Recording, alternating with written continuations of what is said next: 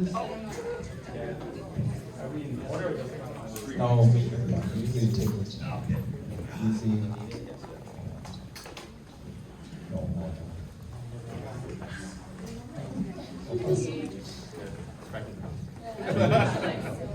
Yeah, thank you so much for the first part, the presentations, all really very, very nice. Well, what I enjoyed most is that you guys are really so different from each other. You talk about very different things. And even though it was very different, it was somehow still connected. Yeah, I would like to start with one of the questions that was just we didn't talk or had a chance to ask questions. And when you were talking about the processes and technology in itself, my first thought was that yes, we have to know who we're designing for, and it's also that there's a difference between taking technology as a process tool or creating a product that is technology based. But my question is that we often get to this point where we have like products that we like, and I have a little bit of feeling that there are new nuances or changes are implemented, even though maybe they're not really improving the product, and that there is maybe a need. Do you have any insights, maybe, or an opinion on that? Is it really necessary to have these incremental changes to improve and to make things better? Good question. If I'm understanding correctly, you're asking about kind of incremental changes and what's deemed necessary and helpful for like the audience and the product. Is that accurate? Yeah. Okay, cool. Yeah. What else? What did I miss? No, just for example, those that make me search for a button that was yesterday still in this place, and now I have to, it's not really helpful sometimes. Potentially, yeah. I think it probably depends on the context, right? And like, what's the reason for the change, and how much change is happening, and why, and like, what's trying to be measured, right? There's this like matrix of questioning. I feel like it has to be asked and answered to probably give you a good answer right now. But what I will say in the work that I've done is I haven't seen a clear way to make a measurement for that, and I do believe there's an opportunity to do that. The reality is when there is any change, if in fact we have changed something, it should feel uncomfortable. Right? Because if it doesn't, then I would argue maybe we haven't really made a change after all, right? But there's a tension there that really, I believe, has to be fine-tuned and played with, and that needs to be done on purpose. And when it's not done on purpose, that's when we get into this place of potential accidental churn, right? And it happens a lot in my experience in like product development initiatives, software being like a really easy example to pick at, right? Because we kind of get an idea for a business opportunity, and we're going to just try it and see what happens. And then we kind of learn by doing, right? Like, did that button change, as you suggested, actually yield the end result, right? Or there's like the classic Google example of like 40 shades of blue being tested out, because you kind of get in these little micro-iterative loops, and you kind of just spin and spin and spin, trying to get it perfect, right? So again, it probably depends, probably a bad answer, but I think it depends on the context. Sometimes, if you have a specific business need or goal, that like change is inevitable, and there will be a certain amount of it. I think there's room to measure that, and I think that's not happening right now in a meaningful way. Does that answer your question? Yeah, kind of, yeah. No, I mean, maybe one of you can pick that up, and what is your opinion on this? Are you running in these situations where? Well, I think sometimes you just have you make the change, and then the market and time will tell you if it was worth it or not, and then you might have to revert to something else if that works better. But sometimes you have to put out something and test it, and then it's when it's been in the field for a while, you know if it's worth it or not. Yeah. You were mentioning that in your writing processes, you hand out samples to the client. Who is your client, and what kind of feedback would you get back? So I'll give you an example. The client that where I wrote the book on how to find your business or follow your passion was an artist and his wife. And they had, one had an IT background, and the other one was just a PR artists. But they had a list of things which she goes, I could do this and I could do that, but I don't know if I should do this or if I should do that. So it was trying to find a way to help her go through the process of figuring out what fits, her passion and what fits the skill set that she has, and also the amount of time that she has. So I had to include all those things because she has 2 young kids, to fit all of that into the, if you want to call it the scoring sheet, so that she can make the decision that fits with her lifestyle, right? So, and then when I sent the draft to her, if you want to call it that, it was for her to go through the process and then find out if there were any things that were not easy to understand or any things that I missed. And there were a couple of things which we picked back, and then I made the correction and then sent it back out again before the final product came out.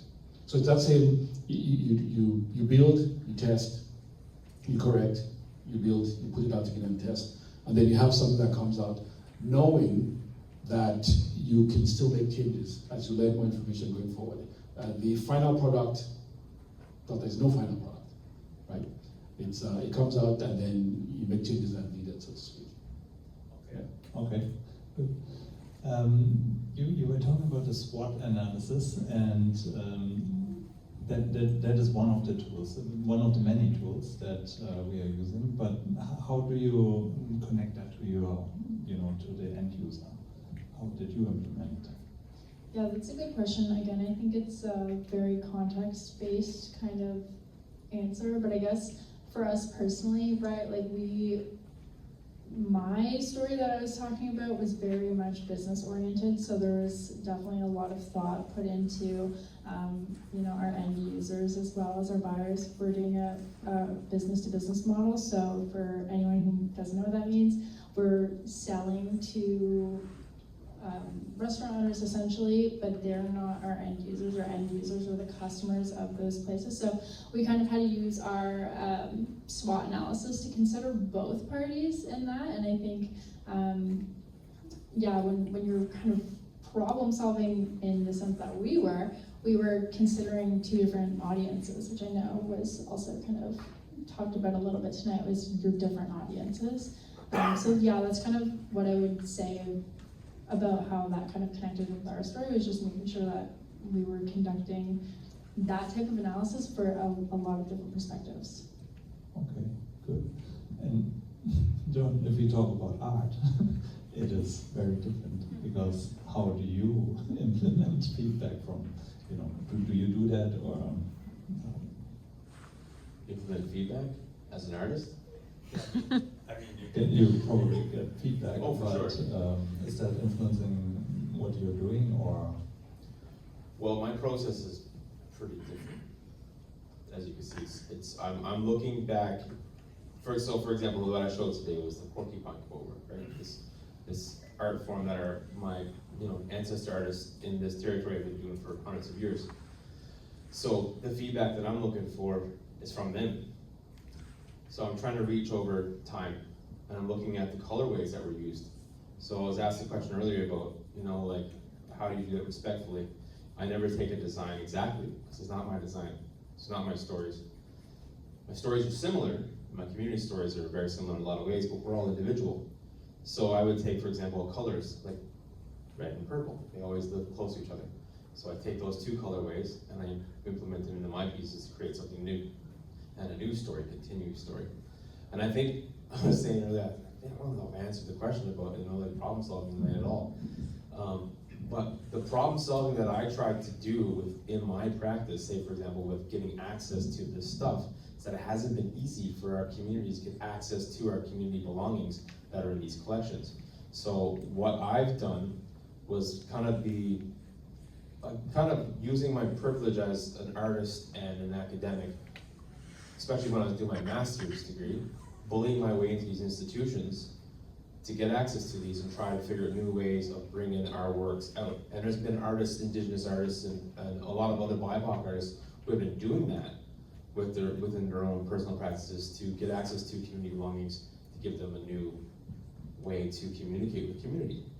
So for me, I wanted to help create a new way of doing something, like getting access to these community belongings, so that way it's easier for the next artist that comes along, say 5-10 years, they'd be like, well, A, B, C in artists. Jordan did this 5 years ago. Let's use that as a model. So I just want to make it easier for the future generations, because I stand on the shoulders of so many amazing artists who have paved the way and had to do very uncomfortable things and break down barriers in the past, that I just want to help further that and create steps to make it a little bit easier for future generations. So my problem solving through art is doing that, making it easier for other young Mi'kmaq artists or whatever aged artist comes along who want to do this kind of work. I want to make it easier for them so they don't have to work as hard as I did, or the future generation before me, before me, before me. Because it wasn't that long ago where indigenous art, for example, wasn't even considered art, it was considered craft. So we've come so far as communities of artists to recognize the value within these pieces. So that's just kind of going back and answering the question that I don't think I actually answered. Yeah. You want to say? Yes. Yeah. So just talk about SWOT analysis and how I use it. I use the strength and the weakness part. So for example, in publishing, you have your content in the book, you have the cover, and you have all of that. I know the first book I wrote, The House Went to over $10,000 a year. Initially, I was going to design the cover myself. That's not my strength, right? So I ended up outsourcing that on Fiverr to some person who did it in a couple of minutes, and I think it cost me about $10 or $15, right? So that to me was just an example of I should spend time on the things that bring value, that play to my skills, and I should get somebody else who's better at doing other things to do those things. That way I could do more and I could give more that way, right? That's interesting. That brings us to how do you work with other people together? Do you have teams? Do you like working in teams? Maybe sure. Well, I'm a big believer of, how do I put it, diversity of thought and approach. What that means is that it's easy to create a collaboration based on diversity of background. But this is where my proud empath stance coming in. What happens is that let me give you a very specific example, which probably answered the question that you asked about incremental innovation. I think that would probably help to bring this into context. I think tech world, art world, and business world, on their own, operate in a very different guiding principles. And when these three are together to create real intent for collaboration, keeping the fact that essentially we are trying to create not user experience but human experience, that's when real magic happens. And I'm afraid that doesn't happen a lot. That's where the incremental innovation can actually become real value innovation. And so working together with people, that's something that, of course, in the world of business, we have to do all the time. And that's essentially, that's where you see there were different approaches, different mindset, different kind of people coming together and putting their bids together. It's an organized chaos, and that's where real creativity at times thrives. And I use it mostly in a way to complement myself, because I have my blind spot. So I always try to find out people who can make me aware of my blind spots, and that to me is where the magic of team building happens. Anyone else? I'll go with someone. So team building. What was the question? Was on who do we work with? Yeah. In general, are you a team? Yes, I can't do anything without a team. I think that collective wisdom trumps. You get to different sides. And in fact, when I was here on Saturday, we had a sprint, and I was trying to do create content to reach 18 to 25 or 18 to 30 year olds. Yeah. So I got 18 to 25 year olds to come in and tell me about that. And in fact, there was something where I actually said, I think my last video was I said, I made a mistake, because I came in and I thought they should go in a certain direction. But that was old man emo talking about that. And then they told me where I should go, and it was the language which they speak to the audience that they are. And so I turned everything around and got better value from that. So I believe in collaborate with the right people, and if you have a team that you're working with who are doing many things and helping to lift, the load is a lot lighter, and you go farther that way, right?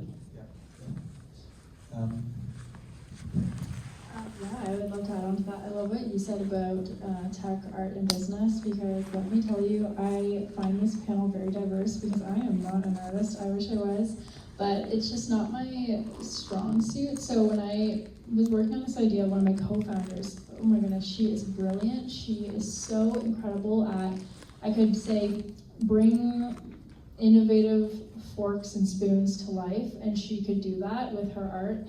And she's turned that into our marketing strategy and our branding, and she's really told a story with just the branding and our packaging alone. So I think that the teamwork is so important, because I feel like I bring, a lot of the business kind of skills, where she brings that artistic touch into the business as well. And then my other co-founder is a science student, so she's helped us with that side. Let me tell you, I'm also not a chemist, so I wish I could do it all, but I cannot.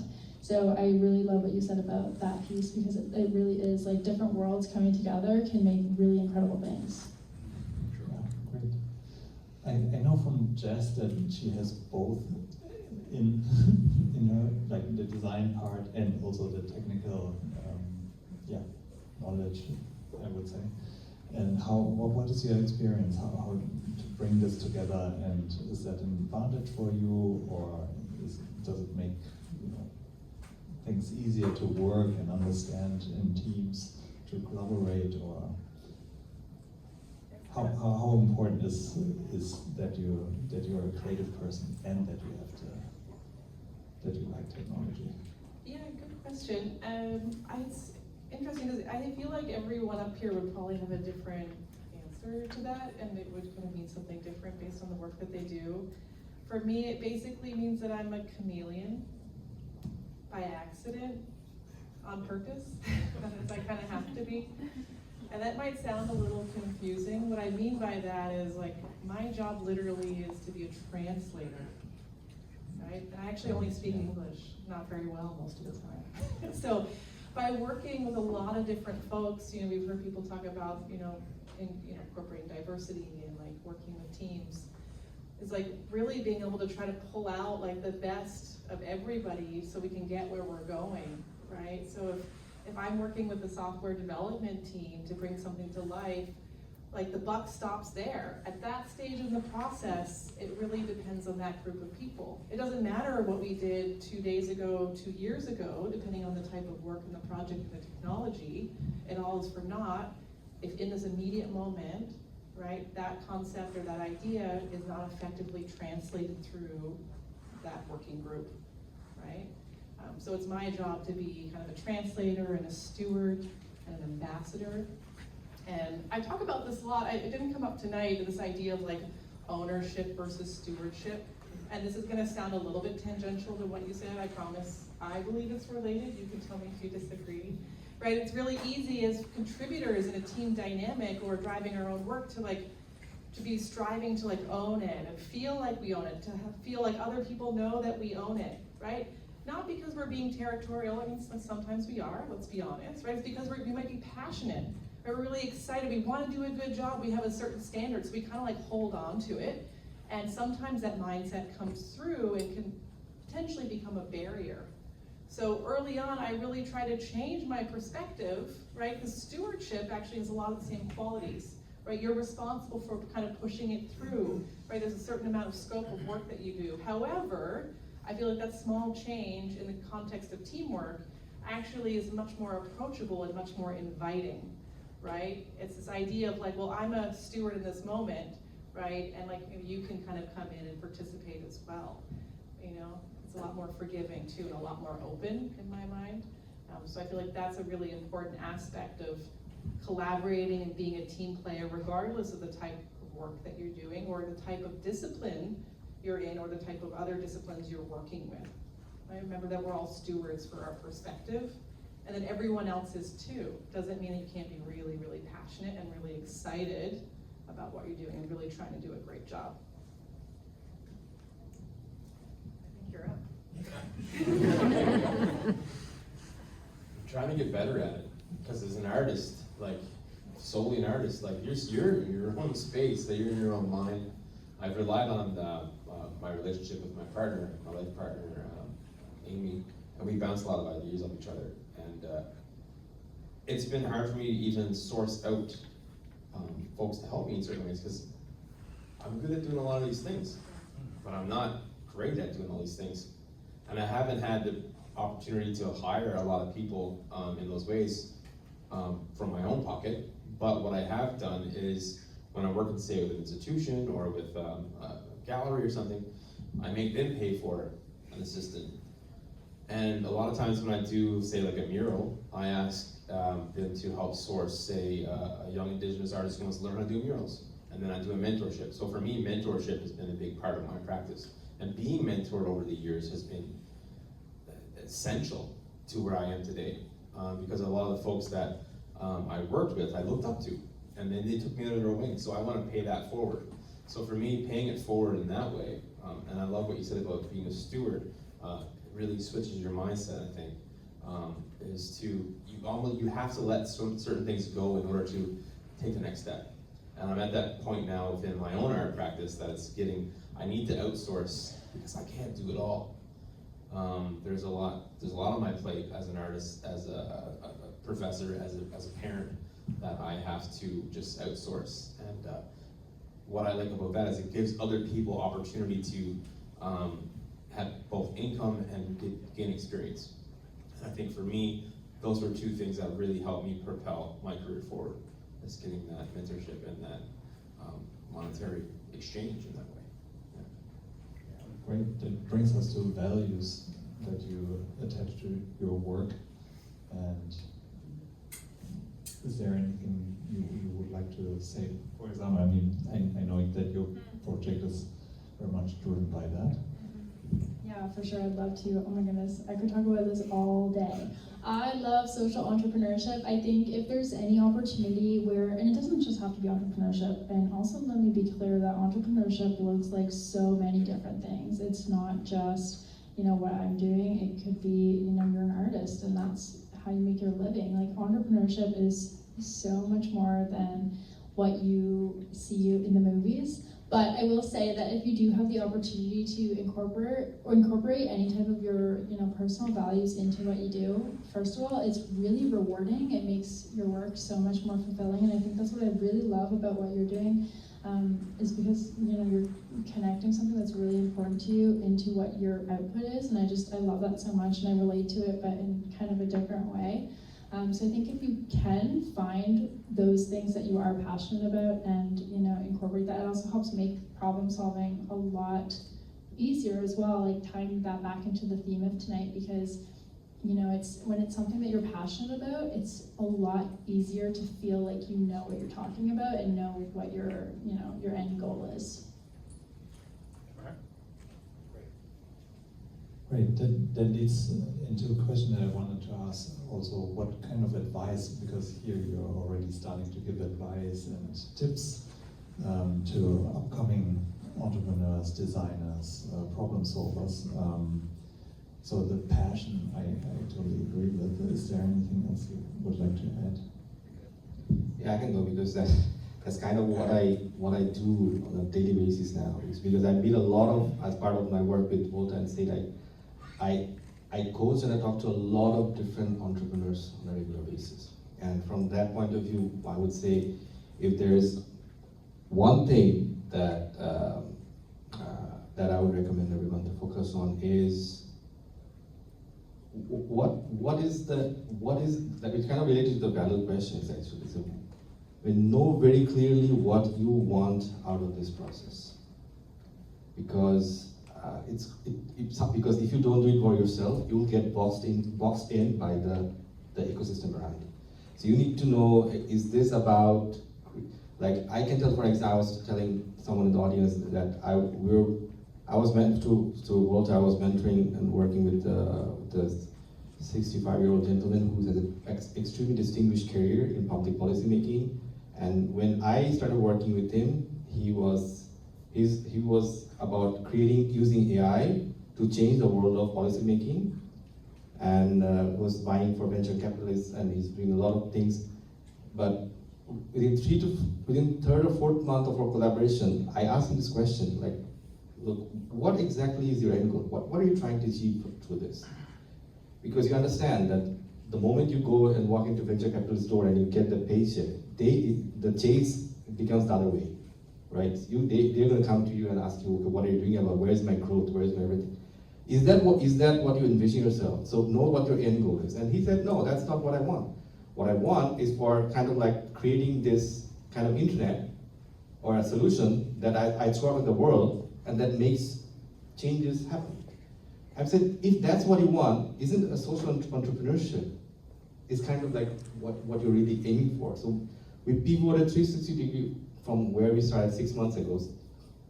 And I understood through this process and talking to a lot of people that knowing who you are and knowing what you want out of this process of entrepreneurship or whatever venture that you're doing is an extremely difficult but rewarding and important thing to do. Otherwise, you just end up going in a path where you're sidelined towards the way probably you're not, and then further down the highway, 102 somewhere, you find out this is not the exit I was trying to take anyway. So that is probably the advice I would say, is that know who you are and what you are looking for from this entire entrepreneurship process. Great, that's great. That brings us to a question from you guys, from the audience. As I said, they're very different stories that we heard today, and it's very difficult to capture everything, but we were a little bit in a rush earlier, but now is the time to please ask questions. I have a question. So, hi there, I'm Francesca, Master of Design, and thank you. And actually, I'm really curious about entrepreneurship. So I've been read many articles, especially about the AI area. So I'm really curious about how do you think, like nowadays with the AI trend, more and more entrepreneurship or companies, they only have one people and they can build a billion companies there. So that will be the trends, like, so it's about like individual entrepreneur or team, like it's really need to find someone else, or it's possible with this new trend with this AI kind of things. So how do you feel about this? Like one people can bring a billion or million company.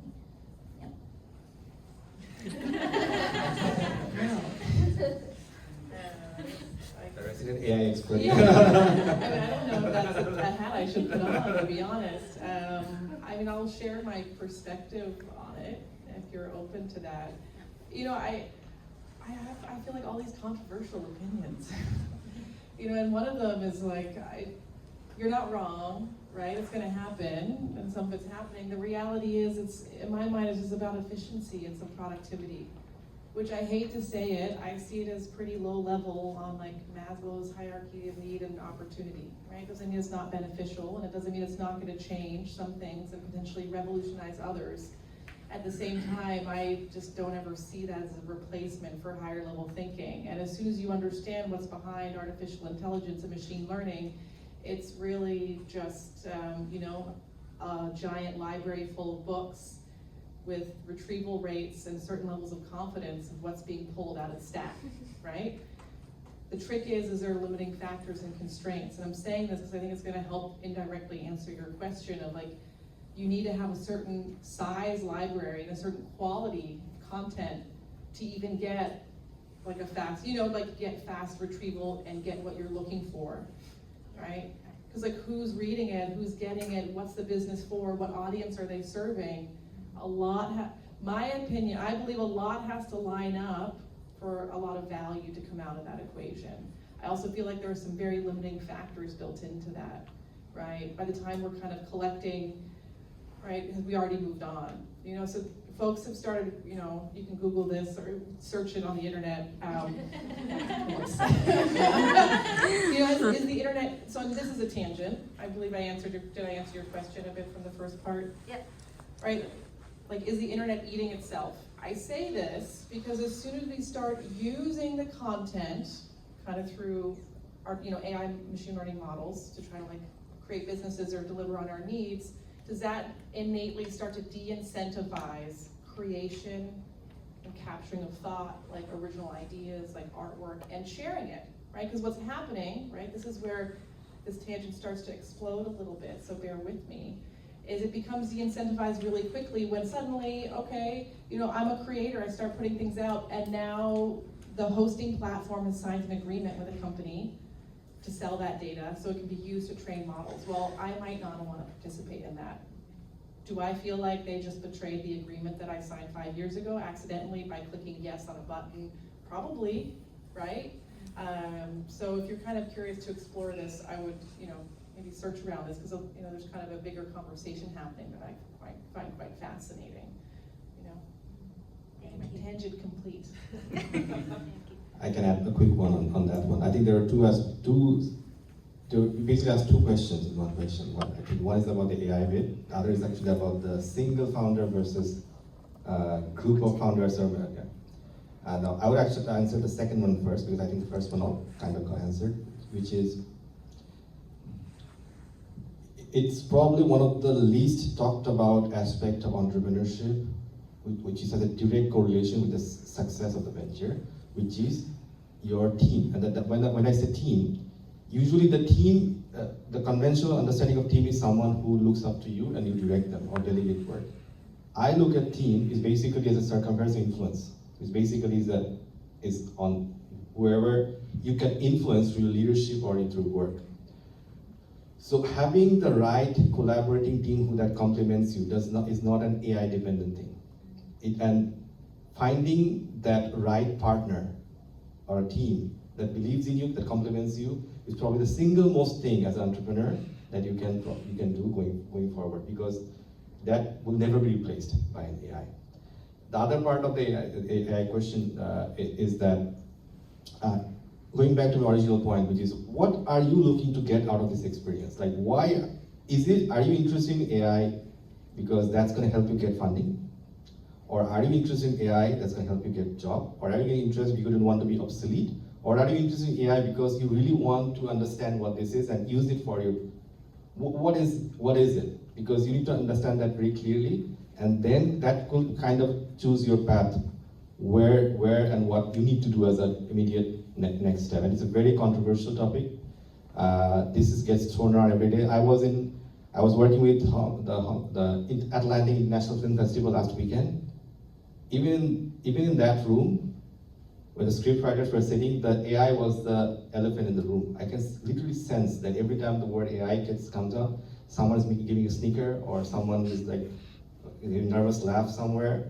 Like, everyone is very nervous about it.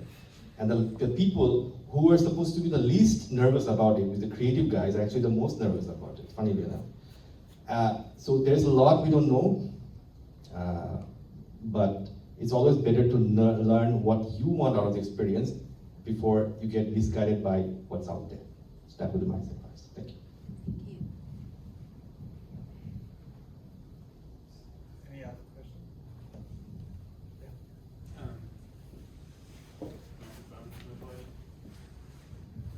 Hello, my name's Evan. This is kind of targeted at Jess. I'm thinking about what you said about disrupting the creative process. And I remember asking an artist at a talk a few years ago who their audience was. And her response was something like, the smartest version of myself. And I'm wondering, like, when your work isn't customer-based or client-based, it's more like poetry or these more broad type things. Do you have any thoughts about what disrupting the creative process looks in that context? I love this question. It's such a good question. Yeah, I also might disappoint you in my answer, because I'm gonna challenge what I heard, right? Is like 100% agree, right? Like, in some ways, this is gonna be real controversial, it's like oil and water, right? Art and design. No constraints.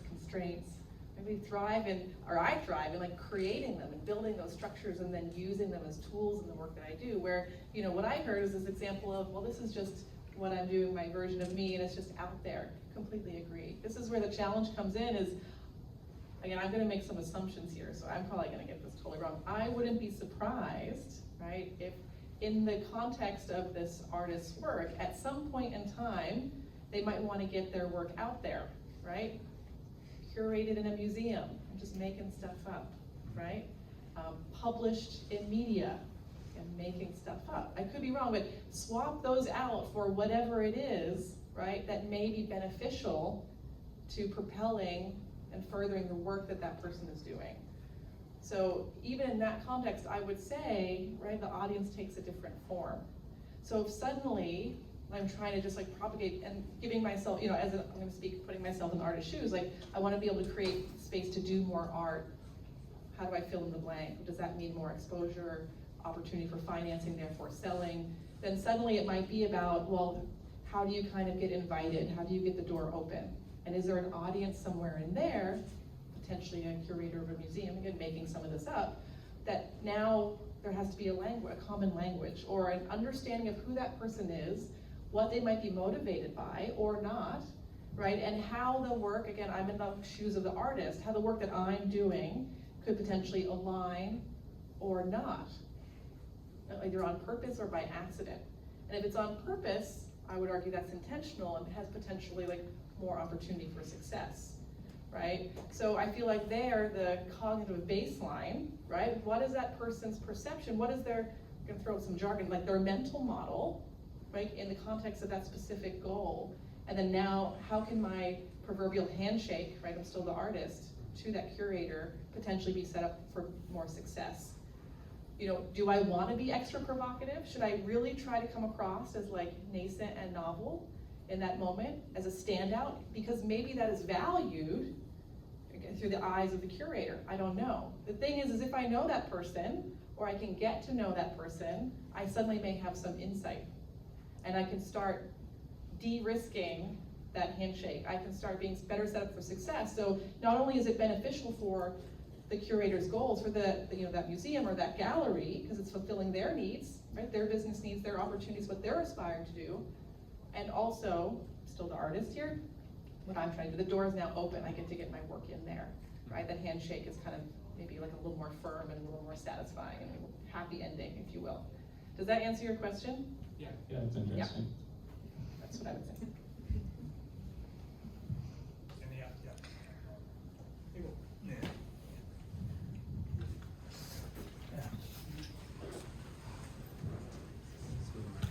Hi, I have a question. You mentioned AI models being trained on our work on Instagram and places like that. So my kid is an illustrator and recently just took the work off Instagram because they didn't want to be like source for AI. I'm curious what your perspectives are on that. Like for me, I'm just like, well, whatever. At this point, I'm an old dude. I don't have any other way to get my stuff out really other than, you know, the old-fashioned way. But I'll take my chances. So I'm just curious your perspectives.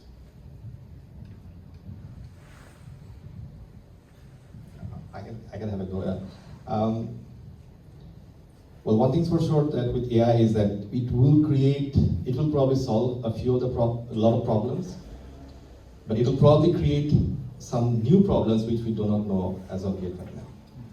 So knowing that, I might be repeating myself again, it's actually all about what is the end goal that you envision for yourself also. At this time, it's also for going for your kid. Like, if the priority is about guiding by my values, protecting my artistic rights and integrity, and doing what I feel is the best to my human experience, then you need to respect that, and that's the way it should be. And someone else might be making a different choice, who's an influencer, who might think this is my golden ticket to take me from here to somewhere else, because I now have that opportunity with AI. So again, knowing what you want out of the experience is even more critical. There was a question, I think, in the email that you sent, which got me thinking, I think a couple of nights ago, which is about what is the future of problem solving? And I guess AI definitely has a definite link to that question, because that's definitely where we're heading. And I was thinking myself, I was talking to my wife about it, and one of the things that we kind of found out, that's exactly the point, is that if someone asked me the question point blank and said, what is the future of problem solving? I would say because there will be so many new different twists to the old problems and new problems that are gonna come in. The future of problem solving would be knowing that which problem is important enough to me to get my hands dirty to figure out and solve it. It's about brutal prioritization, that this is the problem worth pursuing, and I'm gonna do this and not worry about every other problems that will always come and bother me. So for if your kid is about, I'm not gonna allow AI to use my work, if that's the problem that he's worried about, he should focus on that and not worry about what his other artist friends or what other Instagrammers are doing, which probably is completely different.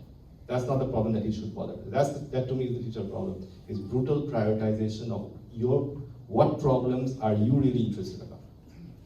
I don't know if you answered your question.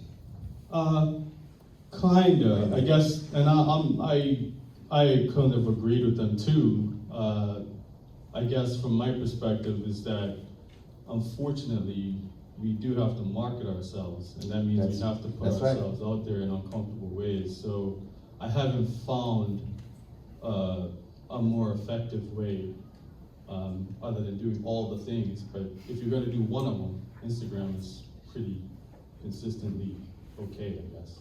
That was actually kind of, I probably didn't explain it well, that was kind of my point, that you always have this tension that I need to protect myself, at the same time I need to use this opportunity to get myself ahead. There's always this tension that's gonna come, it's gonna come, continuously gonna come. So that's why the prioritization, which one nudges the other as the more important one, is probably going to be that nudge you towards the way that you should go. So that was kind of my point, that this tension of two different thoughts, a problem versus an opportunity, what do I do? It's gonna come. That's where the prioritization, I think you can add something.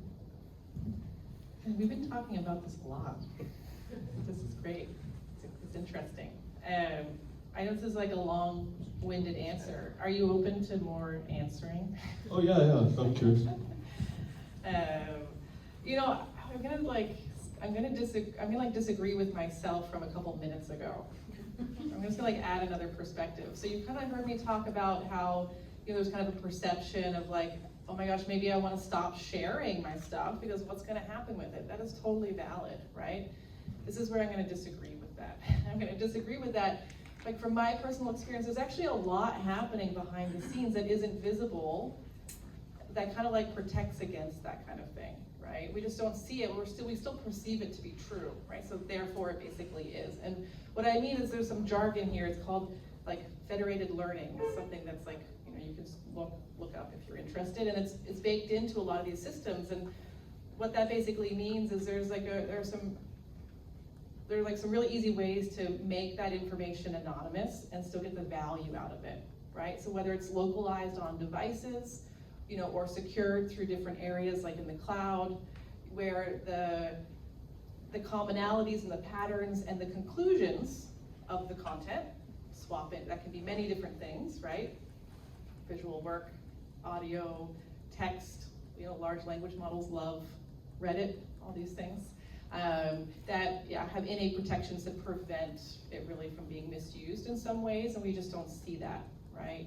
We don't know about it. There could probably be more done to make that visible.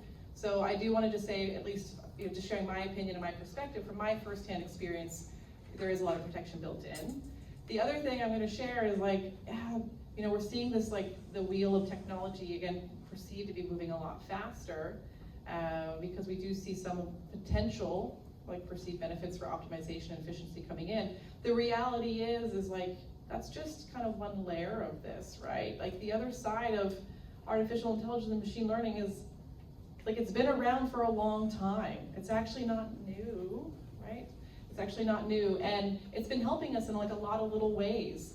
It's just kind of been behind the scenes. It's just kind of again, probably controversial. It's the hot thing to talk about, which is, again, probably more controversial. It's a good chance to buy into that, right? So if the audience you're creating for is speaking that language, maybe ride the wave. I don't, for you to decide, right? where we talk about business opportunities. There was another question earlier about artificial intelligence, right? Maybe that's the time to start expanding because that's what everyone's doing. But you know, conclusion, it's been happening for a long time in a lot of little ways already, and there are a lot of like natural protections built into this stuff, even though it may not feel like it. So basically, don't be as scared. I can kind of tell them not to relax a little bit. I mean, I'm not gonna tell anybody how to feel. I can just share from my experience that, you know, perception can be reality, you know, and then there's the nuance of, you know, the Wizard of Oz. When you kind of open up the screen, it can be actually a lot more simple than it may appear to be from the outside, is all. Thank you. I know when I first started writing, I used to think, you know, just what if somebody copied, you know? But for certain things, the goal was to get as many people as possible to see stuff. So even the copied one, if it was copied, got people to see things, so it hit that goal. So sometimes some of those things depends on, you know, what's your overall goal, what do you want to do, what do you want this thing to do. And having said that, there's some things also that the more they get out there, whether it's copied or whatever, you become bigger because it's out there more, right? So there's that also. So sometimes I think it depends on what's your business model, what's the goal you have. I know for me, I just want, I want people to understand money a little bit better. I want people to understand personal budgets a little bit better. And if that means people get my stuff, well, so be it. Somehow the universe has figured out that if I do that long enough, I should get rewarded somewhere else. And that's been the, you know, and as I said earlier on, I actually made more money giving away one of the books for free than when it was for sale, right? So, but it lines with my end goal, get as many people as possible to understand money and budgeting and business better, right? So. That was a lot about AI. And yes, it's a big subject. Is there? Yeah. Okay.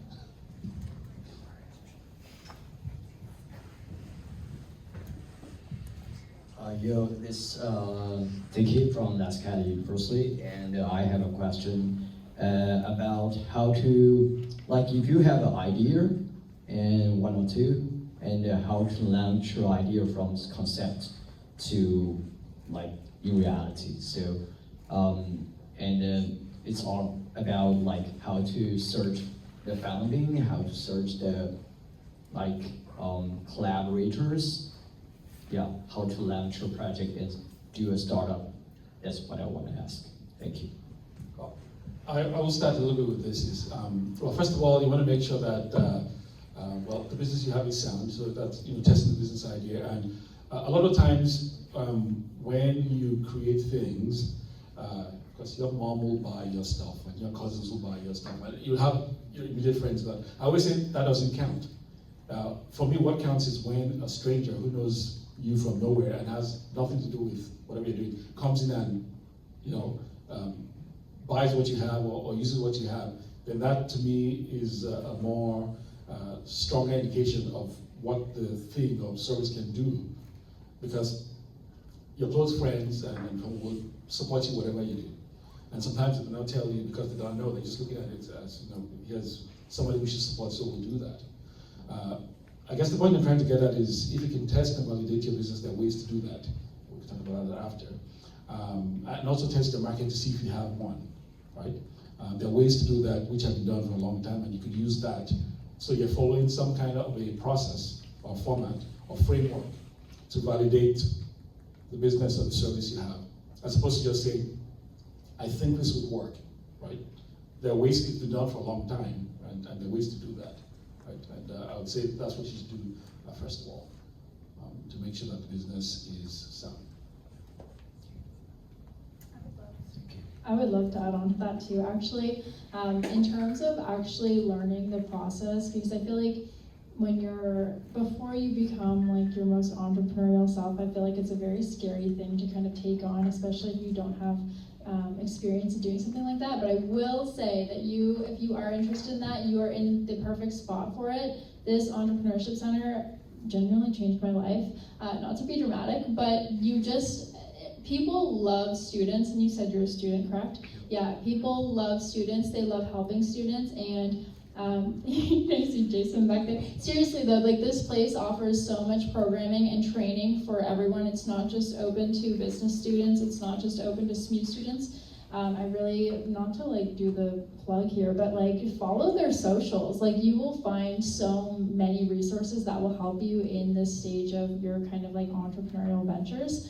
And again, like people love students, so take advantage of it now while you have the time, because I've graduated and I must say, like, I'm so thankful that one of my co-founders on my team is still in school in university, because we're able to do so much because of her being enrolled places. So take advantage now and use resources like this, because they will open you up to so much. Like I said, we earned $25,000 in funding just from a pitch competition that was hosted here. So take advantage of that while you can.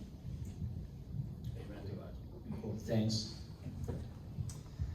Yeah, thank you very much for mentioning this, because we have a lot of mascot students here who are, doing design normally, and this is exactly what I hope that these kind of events bring. Not just me saying this, but I think also a really great resource here, and learning from each other and from different disciplines. I think we should come to an end. I have one last question for all of you, or one of you, if you want to answer. Going forward, the projects that you're working on are not the final ones. You will have more in the future, of course.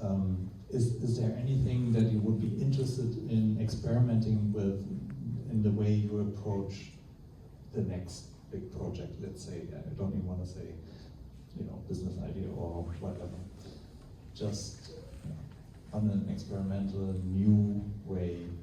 On the one hand, we have all this great training that gives us the foundation, but is there something, to get more? Well, I'll say.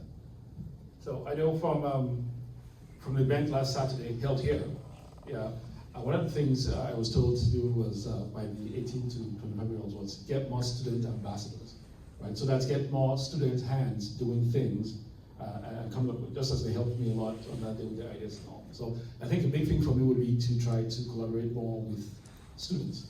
I already do that now, but I could do more and get them, pay them to do things which they do very well. And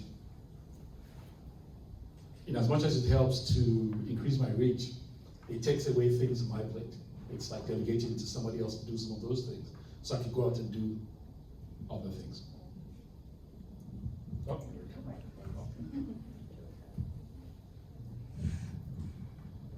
I would say, for me, to do more interdisciplinary collaborations. I'm working on one right now. It's launching at the end of this month. Next month, October. So I'm collaborating with a company called the Ballet Collective throughout New York City. And I was asked to create a artwork that would then go on to be the inspiration for the musical collaborators to write a score. Then that score would go on to a choreographer to write a ballet based on the artwork and the music. And it's the first time I've done an interdisciplinary project like that, and it's super exciting. Because I do lots of collaborations with other artists and stuff, but to go in between disciplines is super exciting. So the 29th of October, we're going to New York, and it's going to be, all the dancers are from the New York City Ballet that are creating an artwork in the round based on these collaborations. So for me, it's to do more things like that. I just got a taste for it, but I just want to do it with other disciplines in other places and different, in different contexts. So that's what gets me really excited. I'll add one thing as well. I think I'm gonna translate this into what potentially may be helpful, you tell me. Problem solving about problem solving, right? I guess the one thing that I look forward to in the future, and I would encourage others too, is, as a creative, I always think about the toolbox that I carry around with me, the different tools that I've built up over time, right? And sometimes the hammer doesn't fit or the wrench doesn't fit. You kind of have to make your own tool, right? So try to just embody that sometimes we have to problem solve about problem solving. I would encourage you to do that. And I think the other side of that is kind of being willing to throw those tools away when they don't fit, right? Or just throw it back in the box, right? You're just not using it right now, you're just putting it aside. And with that, I feel like comes how we approach the work that we do as well. You know, with like strong opinions held loosely, right? We have confidence in the tools that we have acquired, and just as easily we can toss them aside when we recognize they need to. I feel like that can transfer into the work that we do as well, right? I don't know when to toss that aside and move on. I think I would also add one last thing on failure, the perception of what failure is. I was talking to someone earlier about this. It is great to fail because it means you're doing something and you can build on that to success. And I know that we live in a society where you want to pass everything, or you don't want to fail and all, but I think the best things come from failure. And it's not the time to talk about that, but even my company started from rejection a couple of years back, and it led to the best thing that happened to me, right? So failure, just pick yourself up and continue, right? I think the best things come from that, right? And I guess everybody else added on something, so I will too. But really what he said about failure, like that was my whole kind of 5 minutes today. I would love to, you know, in the next few steps, I guess. Well, first of all, I want to finish paying off our patent, so that would be great. But also just like kind of, you know, I don't know, like being able to grow and like I was saying about pivoting and just like kind of following the next couple of years or I guess decades, maybe, who knows, about how the world kind of changes. And I hope that, you know, for me personally, as someone who is trying to be a creative and everything with like what I do in entrepreneurship, like hoping that I can follow the trends and like take my project somewhere where I could be super successful off of it. Good. Then with that, I would say thank you very much.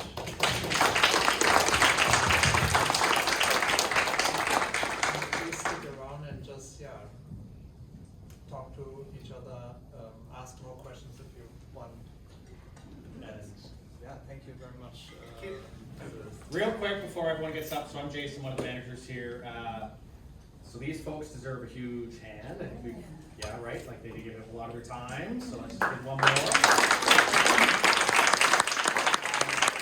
Just as importantly, I think we should acknowledge my good friend and colleague, Hu Chang, because none of this happens without him. He's the one that brought this to me a year ago or something.